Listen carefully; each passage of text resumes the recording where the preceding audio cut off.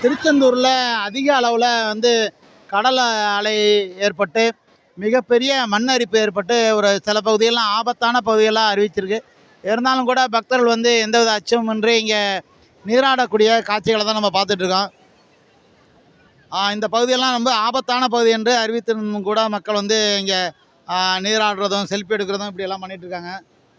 இருந்தாலும் கூட எல்லார்ட்டும் என்ன கேட்டாலும் எல்லாம் முருகன் பார்த்துக்குவார் அப்படிங்கிற மாதிரி எல்லாம் சொல்லிட்டு இருக்காங்க. இந்த பகுதியெல்லாம் வந்து ஆபத்தான பகுதிகளாக திருச்செந்தூரில் அறிவிச்சிருக்காங்க. இந்த பகுதியில் வந்து நீராடக்கூடாது, கடலில் இறங்கக்கூடாது அப்படிலாம் சொல்லியிருக்காங்க.